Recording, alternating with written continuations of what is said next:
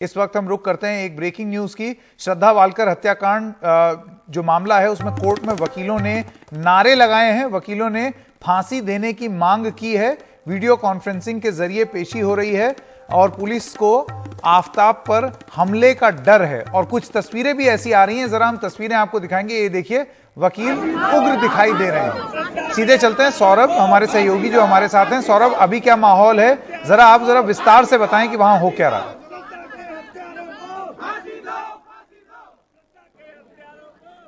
10 बजे के बाद अभी भी पेश किया जा सकता है आफताब को, लेकिन कहा गया नहीं 2 बजे के बाद किया जाएगा। फिर जब 2 बजे के बाद जब लंच हुआ तो जज साहब ने कहा कि नहीं 3 बजे पेश होगा।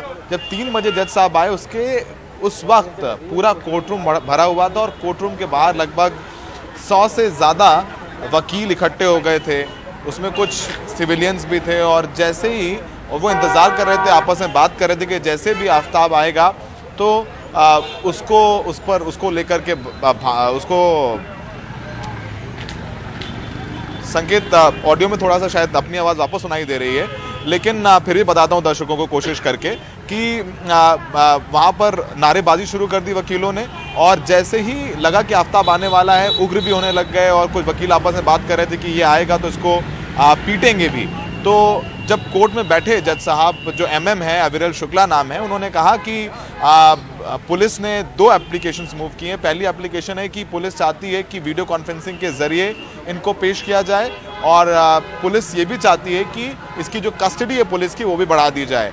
और कोर्ट में पुलिस ने कहा कि अगर वो यहाँ पर आफताब को लेकर के आते हैं तो कुछ धार्मिक संगठन के लोग और कुछ शरारती तत्व आफताब को पीट सकते हैं। और तो जज ने कहा कि बिल्कुल वो इस एप्लीकेशन को स्वीकार करते हैं और 4 बजे के करीब उन्होंने कहा कि वो वीडियो कॉन्फ्रेंसिंग के जरिए आफताब को कोर्ट में पेश कराने के लिए तैयार हैं। और अभी इस वक्त सुनवाई चल रही है वीडियो कॉन्फ्रेंसिंग के जरिए। दिल्ली पुलिस की तरफ से तमाम दलीलें दी जा रही हैं। जो तस्वीरें हम दिखा रहे हैं संकेत, वो ठीक कोर्ट नंबर 3 के बाहर की हैं, जहां पर जो वकील हैं वो काफ़ी नाराज़, थोड़े से उग्र भी और फांसी देने के नारे लगा रहे हैं आफताब को।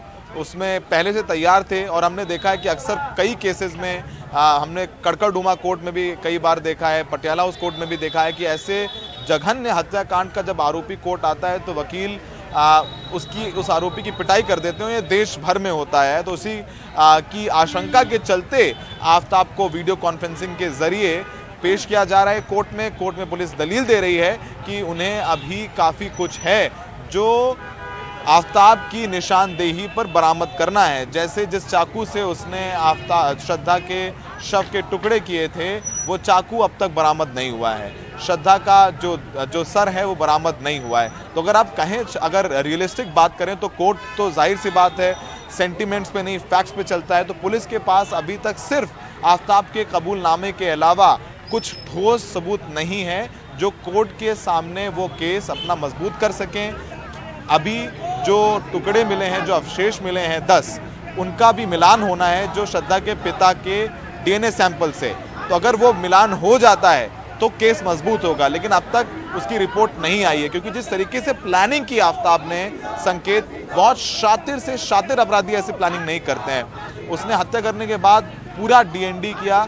उसे पता था कि एक ना एक दिन पुलिस उस तक पहुंचेगी, तो उसने वो उस केमिकल का इस्तेमाल किया जिससे अगर बाद में फॉरेंसिक की टीम भी कोशिश करे तो उसको ब्लड का कोई सैंपल ना मिले। उस फ्रिज में जहां पर उसने टुकड़े रखे थे उस फ्रिज से भी ब्लड का सैंपल नहीं मिला है पुलिस को। पुलिस को सिर्फ किचन से कुछ ब्लड सैंपल्स मिले हैं। फॉरेंसिक की टीम भी आश्चर्यचकित थी कि इसने उस केमिकल से साफ किया। एक बेंजामिन टेस्ट होता है जो फॉरेंसिक टीम करती है कि जहां पर भी वो केमिकल एक डालते हैं और जहां पर खून होता है वो केमिकल लाल हो जाता है। तो वो सब कुछ इसने आफताब ने वो आरएनडी की हुई थी। और इस केस में पुलिस के सामने सबसे बड़ी चुनौती ये है संकेत कि पुलिस के पास कोई गवाह नहीं है। पुलिस को जो बरामदगी करनी है, जो मुकदमा या केस बनाना है अपना, वो सब आफताब की निशानदेही पे चीजें बरामद करके बनाना होगा। इसको सौरभ इस चीज को इसको सर्कमस्टेंशियल एविडेंस के रूप में भी कहा जाता है और कई ऐसे मामले हमने देखे हैं इतिहास में जो कि सर्कमस्टेंशियल एविडेंस पर, कि जैसे जैसे चीजें हुई उसके विवरण पर अदालत ने उसको माना है। लेकिन इसके अलावा एक सवाल मैं यहाँ ये पूछना चाहता हूँ, ये जो वकीलों की तरफ से जो वकील उग्र हो गए हैं, क्या इस पर कोर्ट ने कुछ कहा है? क्योंकि ये तो एक अजीब सी नेतागिरी जैसी दिख रही है। कि लोगों ने गैंग बना ली, और ये आपको नहीं लगता है न्याय की प्रक्रिया में बाधा की कोशिश है? इमोशंस बिल्कुल हैं, हर किसी के हैं। देखिए, कोर्ट ने ये बात बोली, जज जो विरल है, एमएम है, उन्होंने बिल्कुल बोली कि यहाँ पर वो सेंटिमेंट्स बहुत हाई हैं और सब लोग नाराज भी हैं, लोगों के अंदर रोष भी है, लेकिन अदालत का एक डेकोरम है, ये कोर्ट ने बोला है और उन्होंने इसीलिए अनुमति दी कि वीडियो कॉन्फ्रेंसिंग के जरिए पेश किया जाए। उन्होंने कोर्ट ने एक बार ये भी कहा वकीलों को कि कोर्ट के अंदर डेकोरम बनाए रखा जाए, और जैसे ही कोर्ट में उन्होंने कहा कि वीडियो कॉन्फ्रेंसिंग के जरिए पेश किया जाएगा, वकील कोर्ट रूम के ठीक बाहर ये नारेबाजी करने लग गए। तो कोर्ट को भी पता था कि ऐसे केसेस में सेंटिमेंट्स बहुत हाई होते हैं और कुछ शरारती तत्व इसका फ़ायदा उठा करके आफ्ताब को पीट भी सकते थे, क्योंकि जाहिर सी बात है जब तक आरोपी दोषी सिद्ध ना हो जाए उसे आरोपी माना जाता है। ये एक डेफिनेशन है हमारे हमारे लीगल सिस्टम की। तो कोर्ट ने भी ये बात बोला कि वकील डेकोरम बनाए रखें, सेंटिमेंट्स हाई हैं, वो समझते हैं इस बात को। यही वजह है कि कहीं आफ्ताब को पीट ना दिया जाए, इस आशंका के चलते उन्होंने वीडियो कॉन्फ्रेंसिंग के जरिए इजाज़त दी है। और हम बिल्कुल इस जिम्मेदारी के साथ ये बात कह सकते हैं, संकेत, हम वहाँ थे, अगर आज आफ्ताब पेश होता तो वकील उसकी पिटाई करते। पूरा उन्होंने इसका खाका तैयार कर लिया था, महिला वकील भी थे, पुलिस वकील भी थे, वो सब लोग पीटने के लिए आए थे। मतलब 150 से ज्यादा वकील इकट्ठे हो गए थे कोर्ट रूम के बाहर। लोग ये जानते हैं कि आफ्ताब की तरफ से दलील कौन पेश कर रहा है? अभी तक इस बात की जानकारी नहीं मिली है हमें, क्योंकि जो वीडियो कॉन्फ्रेंस के जरिए पेश हो रहा है वो भी जो एमएम है वो अपने चेंबर से सुन रहे हैं। अगर इजाज़त देगा तो जो लीगल एड है, अगर कोई उसको वकील नहीं मिलता तो लीगल एड से उसको वकील दिया जाएगा। वो अगर कुछ कहना, क्योंकि कोर्ट में ऐसे केसेस में जब पेश किया जाता है आरोपी को तो कोर्ट पूछता है कि आपको टॉर्चर तो नहीं किया पुलिस ने, क्या आपको पीटा तो नहीं है, जो बयान रिकॉर्ड किए जा रहे हैं क्या आपसे ज़बरदस्ती तो नहीं की जा रही। ये स्टैंडर्ड सवाल हैं जो जज पूछता है। तो वो अपनी बात तो इस समय इस स्टेज पे वकील नहीं भी है तो कोर्ट सीधे आरोपी से सवाल पूछ लेता है। तो वो वीडियो कॉन्फ्रेंसिंग के जरिए होगा और थोड़ी ही देर में हमें पता चल जाएगा कि कितने दिन की कस्टडी पुलिस को मिलती है, क्योंकि पुलिस जो केस बनाएगी इस पूरे मामले में, क्योंकि कोई गवाह नहीं है, किसी सीसीटीवी फुटेज में नहीं दिखा है कि आफ्ताब जो है कोई पैकेट लेके जा रहा है या फ्रिज ले करके आ रहा है। ये जो भी पुलिस से जानकारी हम और आप बात कर रहे हैं पिछले कई दिनों से, वो आफ्ताब का कबूलनामा है जो पुलिस के सामने दिया। और हम सब जानते हैं कि पुलिस के सामने दिया हुआ बयान कोर्ट में स्वीकृत नहीं होता है। कोर्ट के सामने धारा 166 के बयान होते हैं जो अभी तक आफ्ताब के केस में हुए नहीं है। तो पुलिस के पास अभी इस वक्त अगर हम लीगल दृष्टि से बात करें तो बहुत ज़्यादा कुछ है नहीं आफ्ताब के कबूलनामे के अलावा, क्योंकि ना अभी तक वो चाकू बरामद हुआ जिससे उसने श्रद्धा की लाश को काटा था, ना ही वो उसके कपड़े श्रद्धा के बरामद हुए हैं, ना ही श्रद्धा का फ़ोन बरामद हुआ है। तो तमाम ऐसी चीज़ें हैं जो पुलिस को चाहिए ताकि वो कड़ी जोड़ सके, क्योंकि ये कहना आसान है लेकिन कोर्ट तो सबूतों के आधार पर चलता है। तो फिलहाल काफी चुनौतीपूर्ण केस है। सौरभ जरा हमारे साथ बने रहिए, एक रिएक्शन आ रहा है, जरा वो सुनाते हैं अपने दर्शकों को, उसके बाद आपके पास वापस आएंगे। गिल्टी फॉर दैट, उसके लिए एक प्रोसेस है, क्योंकि प्रोसेस हमारी कॉन्स्टिट्यूशन ने दिया है, उसको फॉलो किया जाना चाहिए और किया जाता है।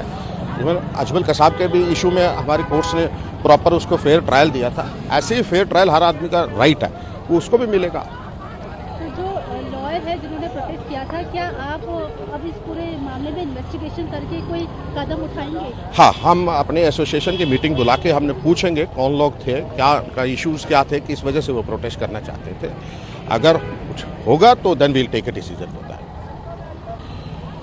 So sir, some lawyer they were demanding that Aftab should be hanged. So what's your reaction? See, I have also heard this. There's some lawyers, they are protesting outside the gate. That's why we came here outside the court to see who is protesting. But we couldn't find anyone protesting here. I, being the secretary of the bar, we have not given any call for the protest. So now we will see to it who were the lawyers who were protesting and what they wanted. It seems their own emotions were there, so that's why they must be protesting here. But it was not a call from any our association. Because we have a visual while they were protesting, a against Aftab, and they were demanding that Aftab should be hanged. So, in the personal view, what's your reaction? Are you also looking for?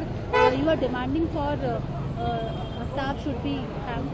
See, as per our constitution, every person who is in a Saurabh Shukla के पास वापस जाना चाहते हैं। सौरभ, अब कुछ वकील हैं जिनका बार बार ये कहना है कि अब जांच की जाएगी या पता लगाया जाएगा कि कौन वो लोग थे और किन परिस्थितियों में वो उग्र हो गए और उन्होंने फांसी की मांग कर दी, और जिसकी वजह से एक ऐसी स्थिति उत्पन्न हुई कि आफ्ताब को प्रस्तुत नहीं कर पाए। लेकिन अगर ये इस किस्म की स्थिति कोर्ट में है तो सौरभ, ये तो पुलिस के लिए आगे भी चुनौती हो सकती है। अब जैसे पुलिस आफ्ताब को उसके घर लेकर के गई, पुलिस आफ्ताब को जंगल में लेकर के गई, अब ऐसे तो एक सबसे बड़ी चुनौती तो यही हो जाएगी कि पुलिस अपनी जांच करे या उसको प्रोटेक्शन दे। बिल्कुल, बहुत बड़ी चुनौती होती है। और हमने देखा है, आपको याद हो संकेत, कि जब जेएनयू वाला मामला हुआ था और कन्हैया को पटियाला हाउस कोर्ट में पेश किया गया था, वहाँ वकीलों ने पटियाला हाउस कोर्ट में कन्हैया पर हमला कर दिया था और पुलिस को काफ़ी मशक्कत करनी पड़ी थी कन्हैया को बचाने की। तो ये अक्सर वकील कर देते हैं। वकील कोर्ट के अंदर अक्सर जो कोर्ट का डेकोरम होता है उसको भंग कर देते हैं, और इस बात को लेकर के कोर्ट में आज नाराजगी भी कोर्ट ने जाहिर की। और जाहिर सी बात है, जो अभी हम सुन रहे थे जिन लोगों को, वो यहाँ के जिम्मेदार लोग हैं बार के, लेकिन क्या कार्रवाई होगी किसी पर? देखिए, इसके अलावा कोर्ट में ये भी कोर्ट ने बोला है कि पुलिस ने बोला है कि कुछ धार्मिक संगठन के भी लोग हैं जो यहाँ घुस आए हैं या जो हमला कर सकते हैं। ये भी कोर्ट में बोला है। ये बात जो बोल रहा हूँ ये सौरभ शुक्ला नहीं बोल रहे हैं, कोर्ट में बोली गई बात है पुलिस के, और जिसको दोहराया भी है MM अविरल शुक्ला ने। उन्होंने कहा कि इन तमाम चीज़ों के मद्देनज़र कि कुछ शरारती तत्व पिटाई कर सकते हैं, कुछ धार्मिक संगठन के लोग आ गए हैं, और कुछ कट्टर जो लोग हैं उन्होंने कुछ धार्मिक बयानबाजी और धार्मिक नारे भी लगाए जो सांप्रदायिक सौहार्द को के लिए ठीक नहीं है, वो भी नारे लगाए गए।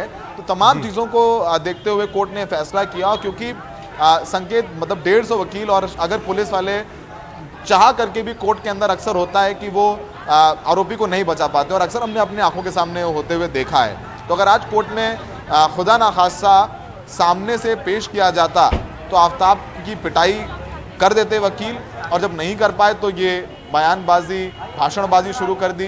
बार कितने लोगों पे कार्रवाई करेगा? क्या 150 वकीलों पे कार्रवाई कर देगा? ऐसा होगा नहीं, कहने की बातें हैं। और यही वजह है कि जो जुडिशियल प्रोसेस होता है उसमें कहीं ना कहीं आज बाधा उत्पन्न हुई है, और कोर्ट ने भी इसीलिए VC से अलाउ किया। थोड़ी देर में फैसला आ जाएगा कि कितने दिन की कस्टडी पुलिस को मिलती है आफ्ताब की।